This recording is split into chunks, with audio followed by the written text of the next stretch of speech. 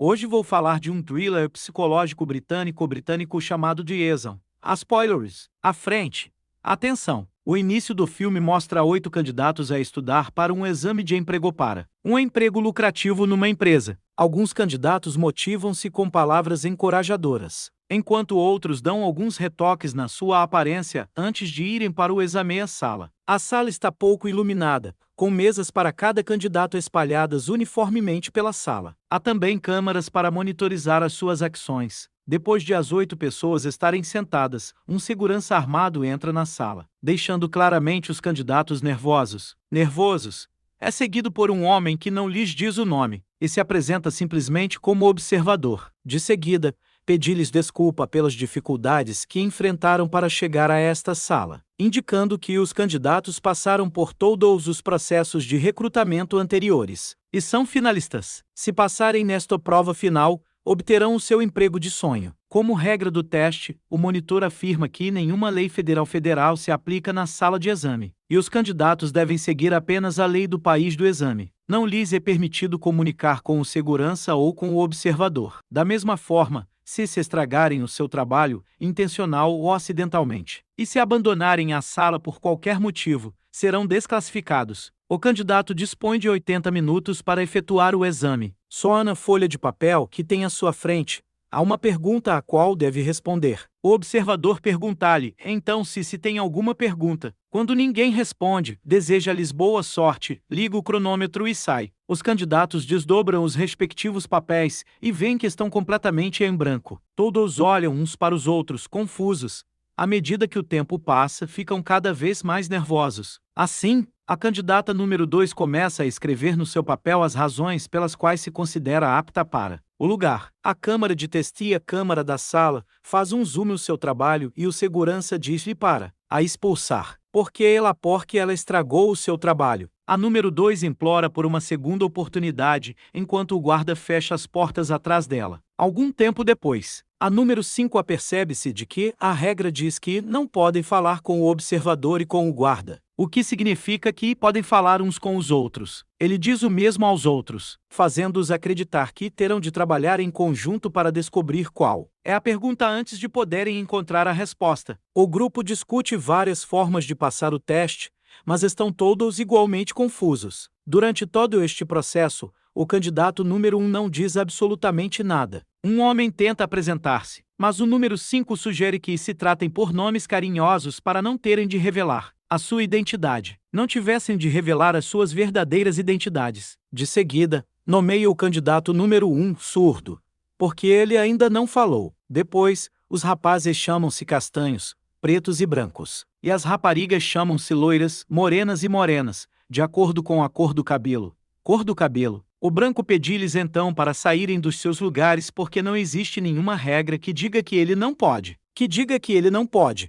Ele arrisca e levanta-se. Para a alegria de todos, o guarda mantém-se no lugar, o que significa que podem circular livremente. Dark acredita que as perguntas estão escritas no papel com tinta invisível ou uma marca de água. Todos concordam em testar a teoria, mas não sabem como fazer. Dark levanta-se e acende a luz da sala para ver se há alguma coisa escrita no papel. No entanto, nada é visível. Mesmo assim, insiste para que cada um verifique o seu, porque a Zoe pode haver uma pergunta num deles. Todos fazem o que ela diz, exceto o surdo, que fica calmamente no seu lugar. Branca pega no seu trabalho e verifica a luz. Quando não obtém qualquer resultado. Preto sugere que as inscrições podem ser visíveis à luz ultravioleta ou aos raios X. O grupo começa a procurar o interruptor para ver se existe uma forma de acender outros tipos de luz. Quando não o encontram, começam eles próprios a procurar a fonte de tal luz. O surdo não os ajuda em nada e permanece nervoso no seu lugar. A loirinha encontra as tiras para acender as luzes de emergência da sala. Mas como não há interruptores, a banda tem de partir todas as outras lâmpadas para criar uma emergência e acender as luzes. Brown responde dizendo que eles não podem correr esse risco. Então, votam sobre o assunto e acabam por decidir avançar com o plano. depois de todas as lâmpadas da sala se terem queimado. Esta fica subitamente azul devido a um apagão de emergência. Toda a gente começa a procurar a pergunta no teste, exceto os surdos, mas voltam a sentir-se frustrados porque não conseguem ver a pergunta. A morena pede a todos que retirem a primeira camada de tiras de luz porque não estão acesas. Isso poderia levar à exposição aos raios ultravioleta, o que poderia ajudá-los. Usam os saltos altos da mulher para rasgar as tiras e mostrar outra forma de luz. No entanto, voltam a sentir-se frustração porque estas luzes também não funcionam. Agora, o grupo só tem 60 minutos. White, frustrado, pede a todos que pensem em alternativas. Enquanto fazem um brainstorming de ideias, Branco regista que podem fazer qualquer coisa com a tarefa número 2, uma vez que esta já está desqualificada. Então, juntam-se à volta da secretária e tentam desenhar um lápis no papel. No entanto, não há perguntas mais. Branca rasga então o papel em pedaços para que eles os possam usar para experimentar os diferentes métodos. Depois, urina num dos papéis para ver se este é ativado pelo líquido. No entanto, isso também não funciona. O preto e o branco começam a discutir acaloradamente. O preto e o branco discutem acaloradamente sobre o que devem fazer a seguir, mas param quando ouvem um homem surdo a chorar. Ele chora baixinho no seu lugar enquanto os outros ficam a ver com espanto. Depois disto, o homem começa a balbuciar em francês. Ele pergunta-lhes se veem alguma coisa no papel e afirma que o papel reflete a sua imagem. Eles não dão importância à sua tagarelice e voltam a discutir ideias. Todos ficam em silêncio quando Brown fala. Ele propõe a sua própria teoria, afirmando que não estão num exame, estão numa espécie de espetáculo de apostas. Os membros da direção da empresa fizeram apostas sobre quem vai quebrar sob pressão, e o único objetivo da sua presença é o seu entretenimento. Dark acha que os membros da direção devem ter coisas melhores para fazer do que desperdiçar o seu tempo. Mas, de acordo com Brown, o dinheiro é a menor das suas preocupações. Com a quantidade de dinheiro que tem nas suas vidas, os membros da direção estão provavelmente a correr um risco. Agora toda a gente está a falar como as suas próprias ideias. Alguns dizem que poderia haver um cão de guarda por trás disso, enquanto outros dizem que poderia ser o diretor executivo. Começam a ceder à pressão e insultam-se mutuamente. A morena diz com confiança que ninguém os está a observar, porque o CEO trata dos aspectos práticos da empresa. Ele tem todos os direitos e o poder da empresa sobre toda a gente. É evidente que ela sabe mais sobre a empresa melhor do que ninguém. Brown pergunta-lhe como é que ela sabe tanto sobre o diretor executivo. Acontece que a morena já trabalha para a empresa no CRH, mas nunca viu o diretor executivo. Ela candidatou-se para um cargo superior e agora está aqui. O branco revela então que foi recrutado para o cargo e que lhe foi oferecido o lugar. Mas outros dizem que se candidataram. No entanto, há uma coisa que eles têm normalmente: não sabem nada sobre a empresa, ou o que ela faz porque lhes foi dito para não fazerem perguntas. A morena explica então que se estão a candidatar para a Birog, uma conhecida empresa farmacêutica multimilionária. Há alguns anos, quando uma pandemia se espalhou entre os jovens de todo o mundo, eles foram os primeiros a encontrar uma cura. Atualmente, tem um volume de negócios anual de $20 mil, tudo graças ao seu diretor executivo. De repente, Black sugere que a empresa pode ter encontrado a cura para a última doença mortal que está a matar milhões de pessoas em todo o mundo. Dark fica subitamente intrigado e pergunta a Black mais sobre o assunto. Isso deixa White desconfiado e ele pergunta a Dark se ela também está infectada com o vírus. Dark diz que não está e desvia a pergunta. Para desviar a atenção dela, aproxima-se do guarda e tira-lhe um isqueiro do bolso sem lhe dirigir a palavra. De seguida, lança um olhar para o alarme de incêndio. O grupo planeia usar o isqueiro para acionar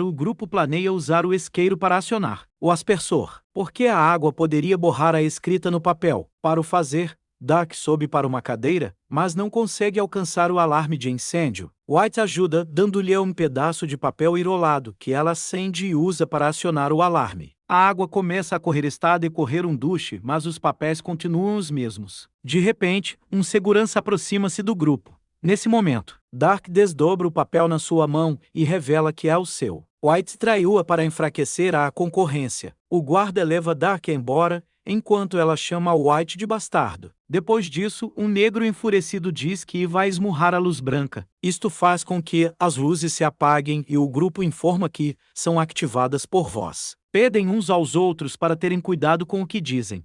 Quando o surdo começa a chorar novamente, Branco senta-se sorrateiramente à frente dele e goza com o pobre rapaz. O rapaz rasga o seu próprio papel e come-o. O guarda aproxima-se do surdo e manda embora também.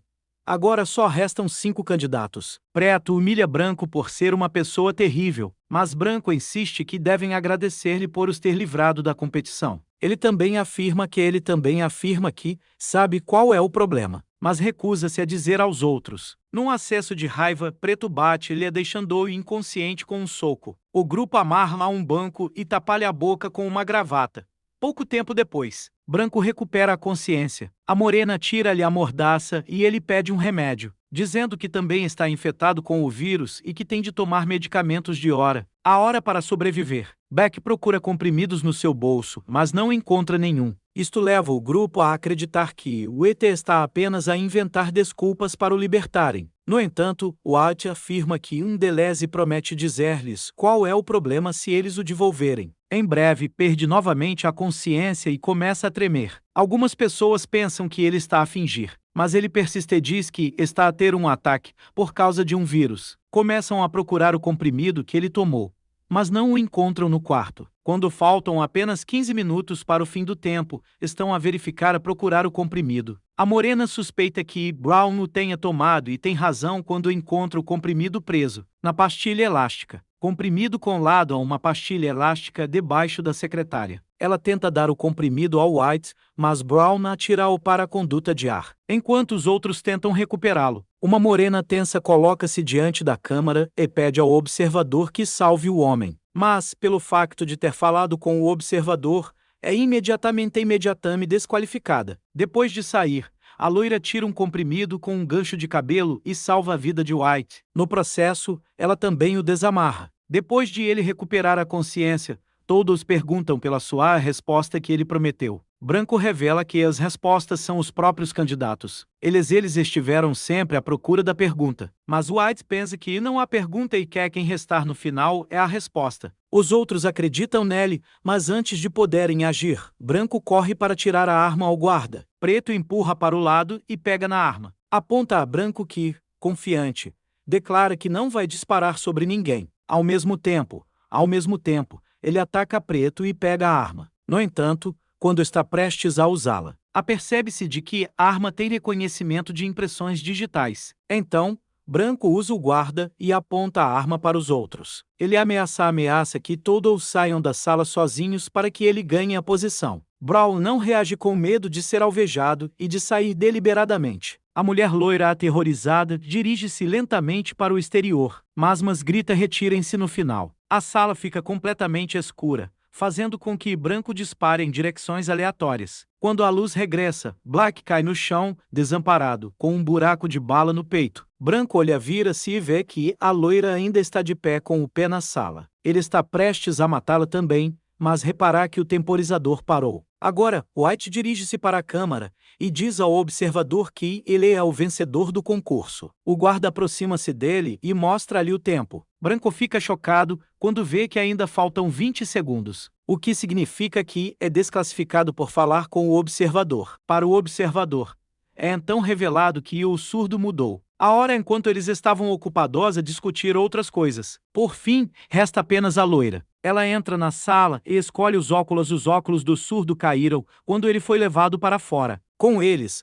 olha para o papel e vê que nele está escrito pergunta 1. Para sua grande surpresa, o surdo entra na loira, aproxima-se dele e descobre que ele é o diretor-geral da empresa e que estava no teste para vigiar toda a gente. A loira dirige-se a ele e diz-lhe que não. O diretor-geral e o observador sorriem, vendo que ela compreendeu a pergunta e fez o teste. A loira faz a pergunta e faz o teste. Acontece que, quando o observador lhes perguntou se tinham dúvidas no início do teste, essa era a única pergunta a que tinham de responder. Todo o exame foi concebido para testar a inteligência e a atenção dos candidatos. Contratam uma loira como secretária do diretor-geral, mas ela não aceitou o trabalho porque não quer trabalhar com uma organização que mata pessoas. O observador revela que Black não está realmente morto e que a bala com que foi atingido é uma cápsula que cura a ferida depois de penetrar no corpo. Está de facto um medicamento mágico recentemente fabricado por eles, que pode curar qualquer doença no mundo. Finalmente, a loira aceita o trabalho e o filme termina com ela a apertar a mão ao diretor-geral. Subscreve outros vídeos como este, ativa as notificações e deixa um like para ajudar o canal.